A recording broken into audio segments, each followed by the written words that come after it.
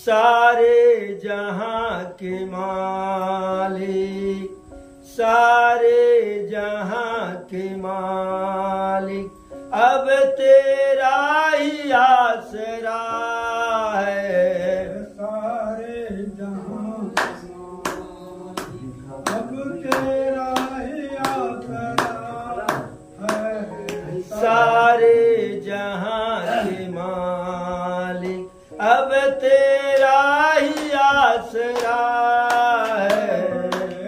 सारे जहां के मालिक, अब तेरा ही आसरा है।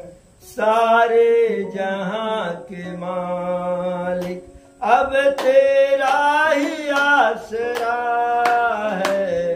सारे जहां के मालिक, अब तेरा ही आसरा है।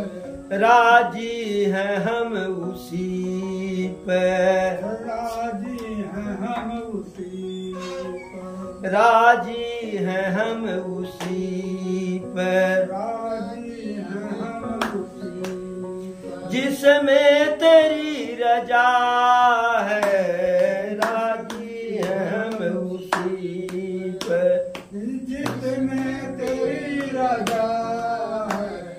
राजी हैं हम उसी पर, राजी है हम उसी पर, जिसमें तेरी रजा है।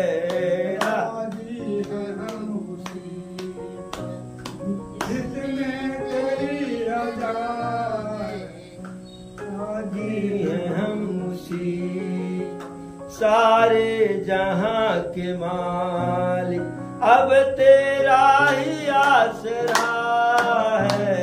सारे अब तेरा ही आसरा है। सारे जहां के मालिक, हम क्या बताएं तुमको, हम क्या बताएं तुमको, हम क्या बताएं तुमको, हम क्या बताएं तुमको, सब कुछ तुम्हें खबर है। हम क्या बताएं तुमको, सब कुछ तुम्हें खबर है। हम क्या बताएं तुमको, हम क्या बताएं तुमको, सब कुछ तुम्हें खबर है। हम क्या बताएं तुमको, सब कुछ तुम्हें खबर है। हर हाल में हमारी तेरी तरफ नजर है। हर हाल में हमारी तेरी तरफ नजर है। हर हाल में हमारी तेरी तरफ नजर है। हर हाल में हमारी तेरी तरफ नजर है। हर हाल हमारी किस्मत ये है हमारी, किस्मत है ये हमारी, जो तेरा फैसला है। किस्मत है ये हमारी, जो तेरी फैसला है। किस्मत है ये हमारी, जो तेरा फैसला है। किस्मत है ये हमारी, जो तेरा फैसला। किस्मत है ये हमारी, जो तेरा फैसला है। किस्मत है ये हमारी, जो तेरा फैसला है। सारे जहां के मालिक, सारे जहां के मालिक, अब तेरा ही आसरा है।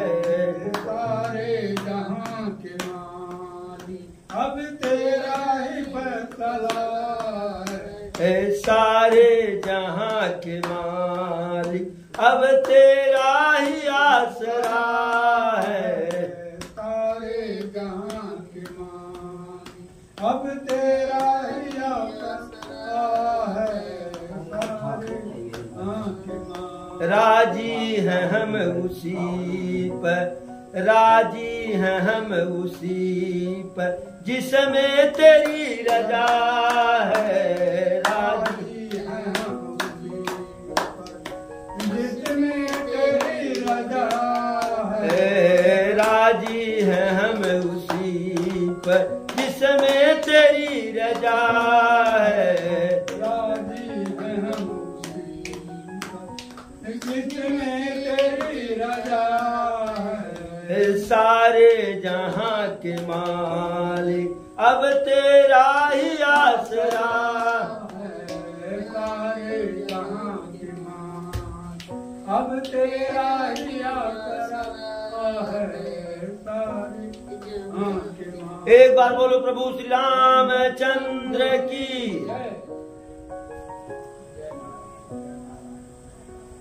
दशरथ जी आनंद पूर्वक माता कैकेयी के भवन में जाते हैं।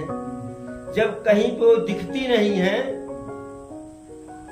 तब उनको चिंता होती है।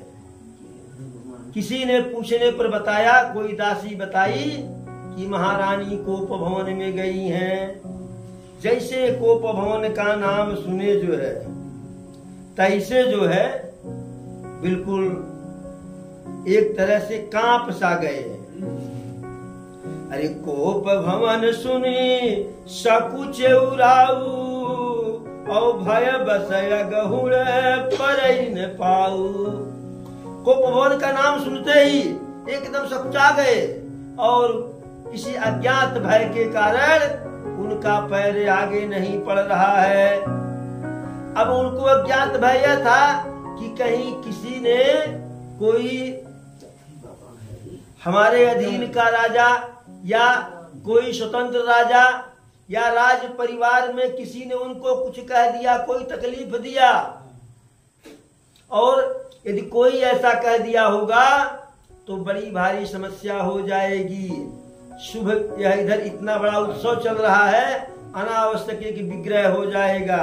इसे जो है अनजाने भय के कारण उनका पैर आगे नहीं पड़ रहा है। एकदम कांप सा गए जो है। अरे सभय नरेशु प्रिया पही गयऊ और देखी दशा दुख दारुण भयऊ। जो महाराज दशरथ जिनके भुजाओं के अधीन स्वयं इंद्र रहते थे, सारे राजा महाराजा उनकी इच्छा के अनुसार कार्य करते थे, वही महाराज दशरथ काम के प्रभाव के कारण पत्नी के कोप भवन जाने की बात को सुनकर के कांप सा गए।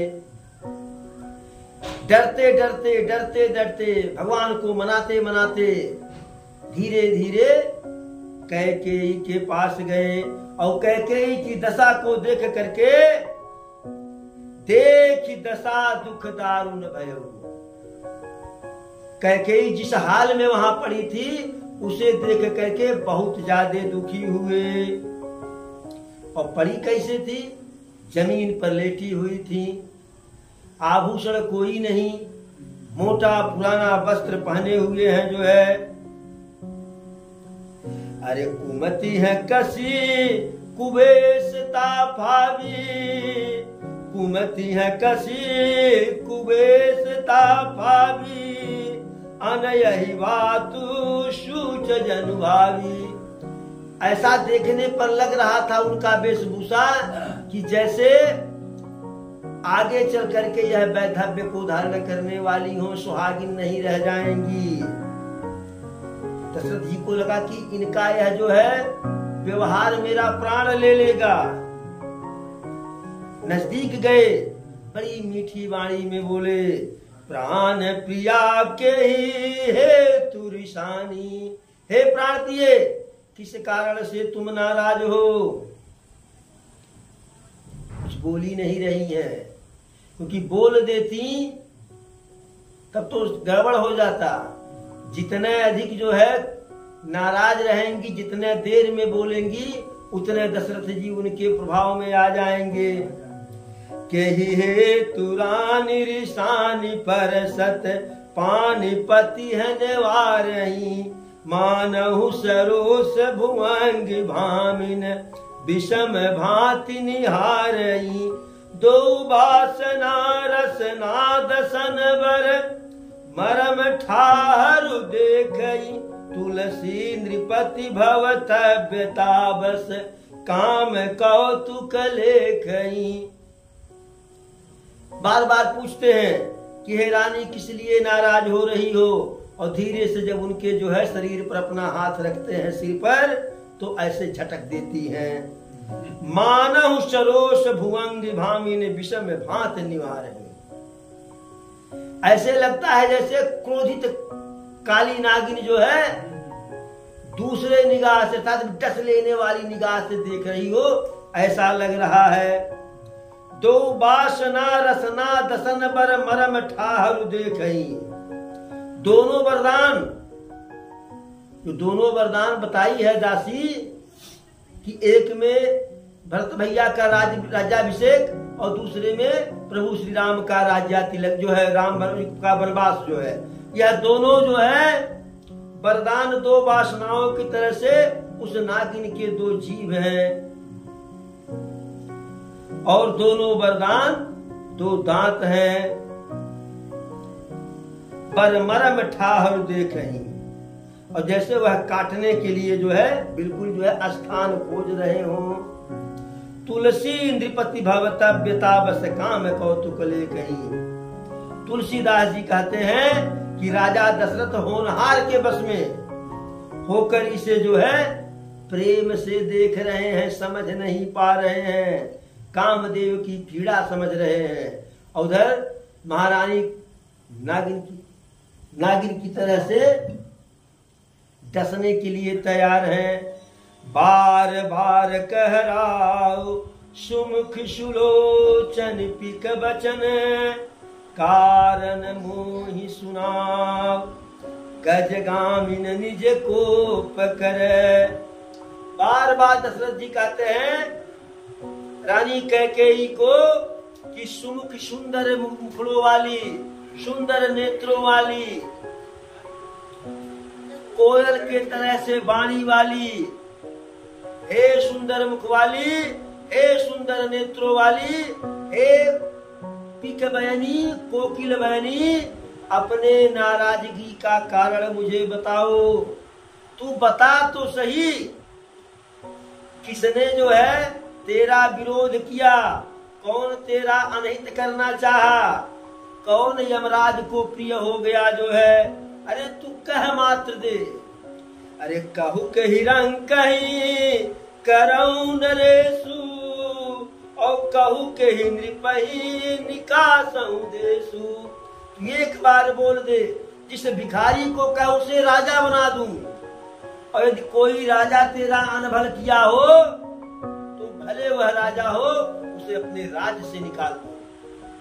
जैसे बड़े बड़े राजाओं के अधीन छोटे छोटे राजा होते थे, ये चक्रवर्ती थे, तो कहे कि कोई ऐसा राजा कोई कुछ जो है गलत किए हो, कुदृष्टि डाले हो, तो उनको अपने राज्य से निकाल दूं। जो अमर है यानी देवता, यदि उनसे कोई दिक्कत हो तो उनको भी मार डालूं। और यह कीड़े बकोड़े नर की क्या बात है। और तू मेरा स्वभाव तो जानती ही है कि मैं तेरे मुख बदन को निहार निहार करके जीवित रहता हूँ। अरे प्रिया प्राण सुत सुर बस मोरे, और परिजन प्रजा सकल बस तोरे। हे प्रिया, मेरी प्रजा, मेरा परिवार, मेरी संपत्ति, यहाँ तक कि मेरे प्राण, ये सब तेरे अधीन है।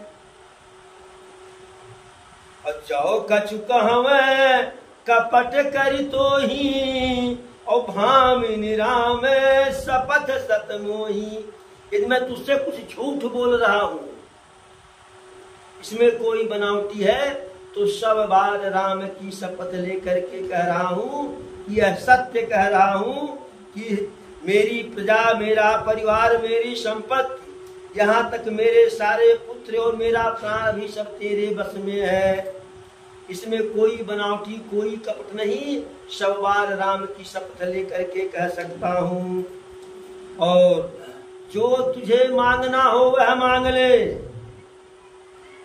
और तत्काल जो है अविलंब फिर से जो है सज धज के तैयार हो जा। यह अवसर जो है कुबेश बनाने की नहीं है। जैसे राम का नाम लिए, अरे यह सुनि मन गुनी शपथ बड़ी, यह सुनि मन गुनी शपथ बड़ी, बिहस उठी मति मन, भूषण सजत बिलोक मृगु, मनहु किरातिन फन। जब कहे कि 100 बार राम की शपथ, तो राम का तो नाम लेते कैकेयी जल बन गई, लेकिन ऊपर से नहीं दर्शाई। महामूर्ख कैकेयी वह उठी और आभूषण को पहनने लगी। अब वह आभूषण पहनने लगी तो आभूषण ऐसे राजा के लिए है कि जैसे भिड़नी जो है जानवर को फंसाने के लिए जाल बिछा रही हो।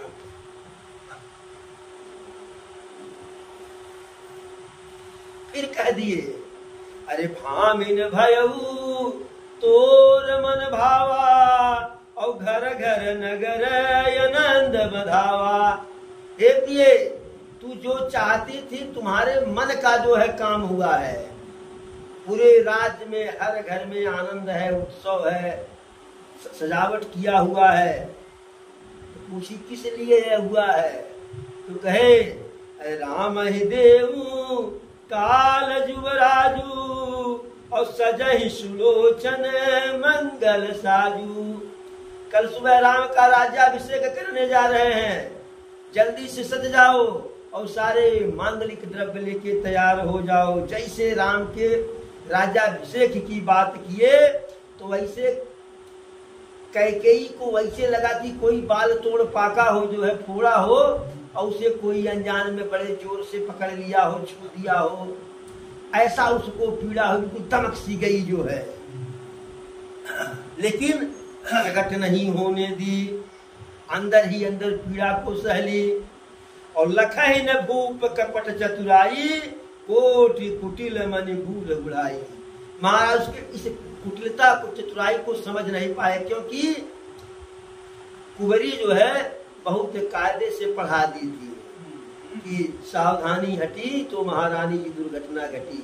यदि जरा सा भी आप उदार बनी, जरा सा भी आप जो है भावुक हुई, इमोशनल हुई, तो सब बना बनाया काम बिगड़ जाएगा।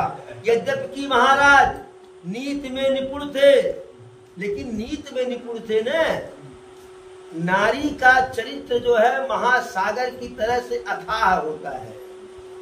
उस अथाह चरित्र का थाह लगा पाने में सदैव असमर्थ थे जो है।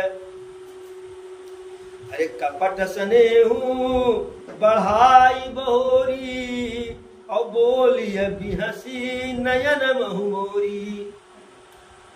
कपट के साथ, अंदर तो कपट है लेकिन ऊपर से प्रेम के साथ जो है बोली, हंस करके और नेत्र से जो है इशारा करके, मटका करके कह के ही बोली, मुस्कुरा करके।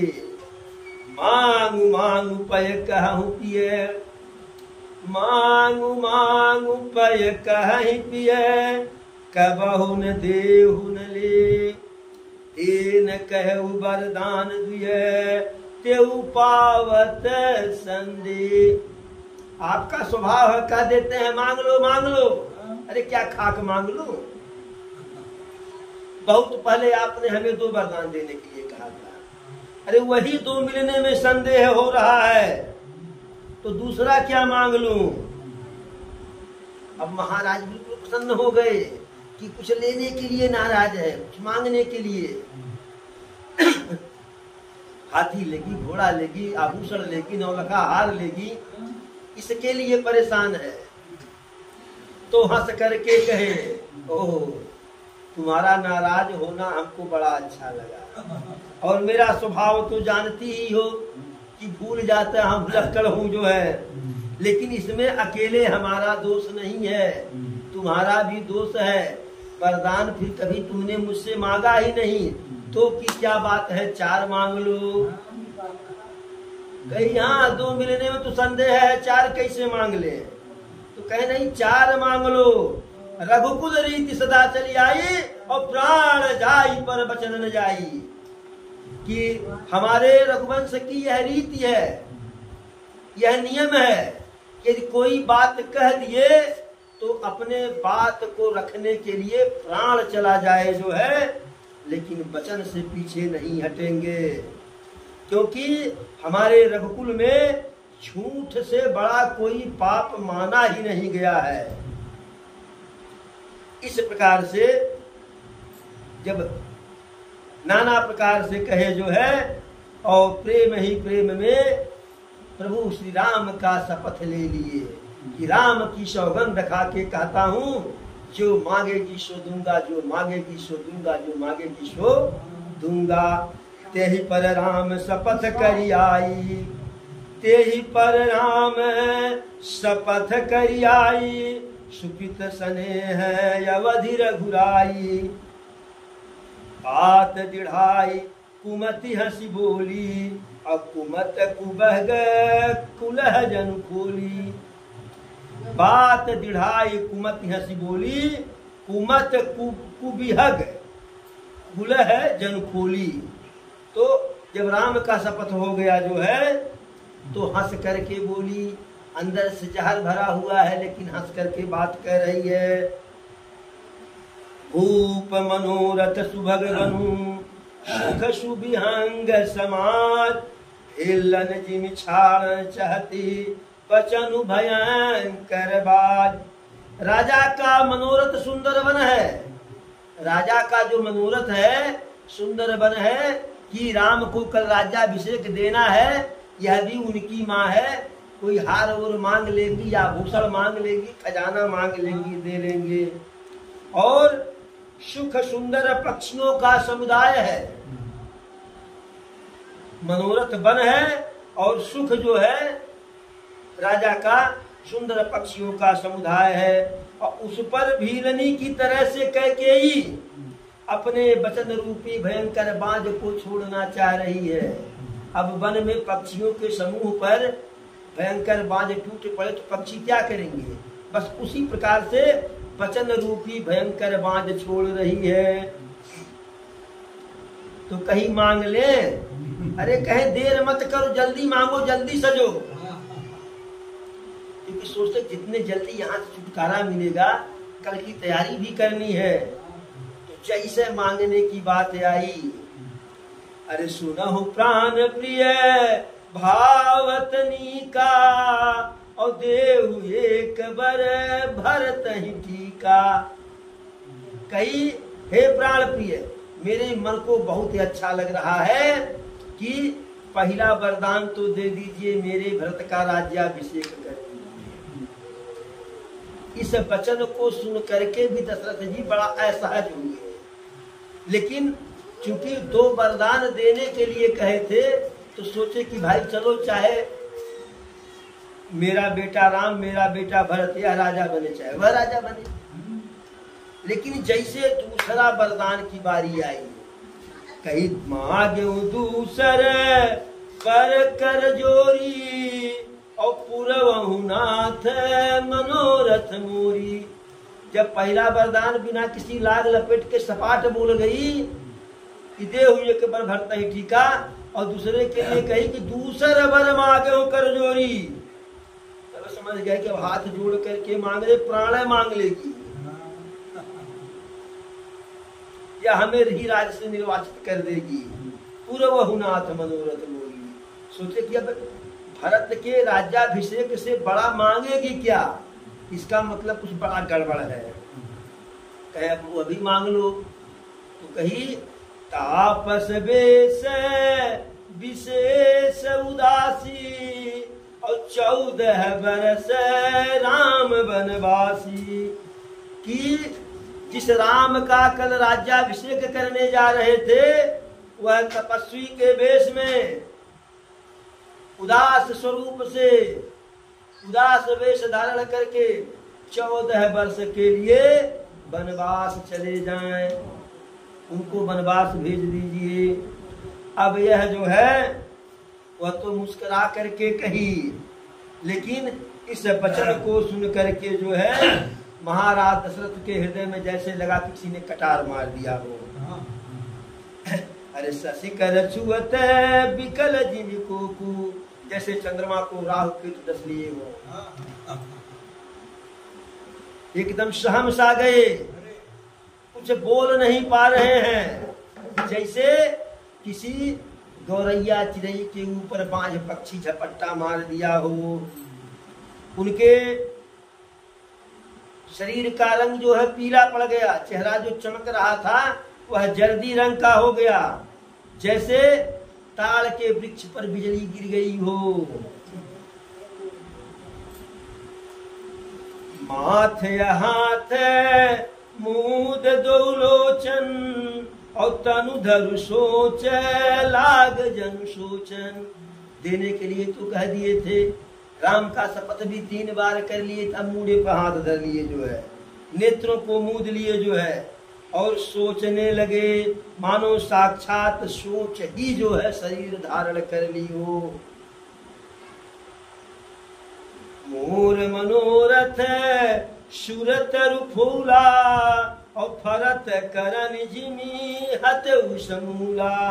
महाराज सोच करके कहते हैं कि मेरा मनोरथ रूपी कल्प वृक्ष, सुरतर का मतलब कि देवलोक का वृक्ष कल्प वृक्ष जो है वह फूल चुका था, लेकिन जब फल देने की बारी, फल देने का समय आया जो है, तो जैसे कैकेयी रूपी हथनी ने उस जो है कल्प वृक्ष को जड़ सहित उखाड़ करके नष्ट कर दी हो। दशरथ जी को ऐसा लगा कि अयोध्या को कैकेयी उजाड़ दी जो है, और उजाड़ करके अयोध्या में विपत्ति की नींव डाल दी। कौन अवसर का भयो गयऊ नारी विश्वास, योग सिद्ध फल समय जिनी जाती है अविद्यानाश। विचार कर रहे हैं कि कहाँ कौन सा अवसर था, कल राम का वनवास होना था, कल राम का राज्याभिषेक होना था, अब उनका वनवास होगा, किस समय पर क्या हो गया। जैसे योग सिद्ध फल समय जिनी जाती है अविद्यानाश, जैसे कोई तपस्वी तपस्या कर रहा हो, सिद्धि प्राप्त करने के समय सिद्धि प्राप्त ही होने वाली हो, लेकिन किसी शाप के कारण सारी विद्या उसकी नष्ट हो गई हो। यह स्थिति दशरथ जी की हो गई जो है। अब कुछ बोल नहीं पा रहे हैं, रो रहे हैं। तब कहे काहे अब रो रहे हो, क्या भरत आपके पुत्र नहीं थे, नहीं है, या हमको खरीद करके लाए थे जो है, जिसे सुन करके आपको इतना पीड़ा हुई जो है। और यदि इतना ही पीड़ा की बात थी, देने में समर्थ थे, तो काहे न संभल करके बोले कि मांग लो मांग लो मांग लो। हम नहीं मांगती। अब या तो वरदान दो या तो अपजस लो जो है। क्या आप यह जान रहे थे कि मैं वरदान के रूप में चना भूजा मांग लूंगी जो है, और आप तो इसी में जो है हलकान हो गए। यहाँ आपके पूर्वज शिविदधीच बलि जो कछु भाखा, और तनु धनु तजऊ बचन पनु राखा। अब और चढ़ा रही है, नीति बता रही है कि आपके ही कुल के पूर्वज रहे, शिवि रहे, दधीच रहे, जो कुछ मुख से कह दिए उसके लिए प्राण भी त्याग दिए, लेकिन वचन का पालन किए जो है।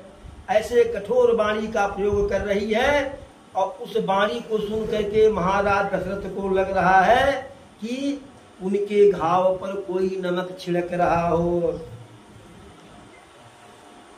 बड़े धैर्यवान थे जो है, लेकिन अब करें ही क्या करें, सब कुछ जो है। अरे लखिय महीप कराल कठोरा, और सत्य की जीवन लई है मोरा। प्रचंड क्रोध में जलती हुई कैकेयी के सामने जो है इस प्रकार दिखाई पड़ी, जैसे मानो क्रोध रूपी तलवार नंगी म्यान से बाहर खड़ी हो। कुबुद्धि उस तलवार की मूठी है, निष्ठुरता धार है, और कुबरी जो है शान लगा करके उस तलवार को तेज कर रही है। तो महाराज विचार कर लिए कि यह जो कठोर तलवार है अब मेरा प्राण ही ले लेगी जो है। अरे बोले उलाऊ कठिन कर छाती और बानी सविनय तासु सुहाती। कलेजे को बिल्कुल कठोर करके जो है कठिन बना करके ऐसी वाणी बोले कि जो उसको अच्छा लगे कि हे पिया, हे प्रिय, तुम किस प्रकार की बात कर रही हो? अरे राम और भरत तो मेरे दो नेत्र हैं।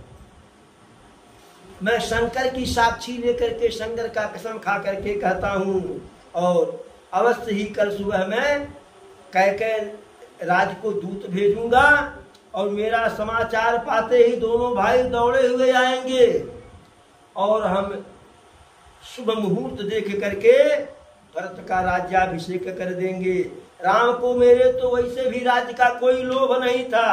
अरे मैं ही जो है बड़े और छोटे का विचार करके उनको राजा बना रहा था, और सत्य कह रहा हूं, कसम खा करके कह रहा हूं कि राम के राज्याभिषेक में राम की माता का कोई हाथ नहीं है। और यह जो इतना बड़ा कार्यक्रम मैंने शुरू कर दिया, आयोजन किया, तुमसे बिना पूछे किया, इसीलिए जो है पूर्ण नहीं हो रहा है।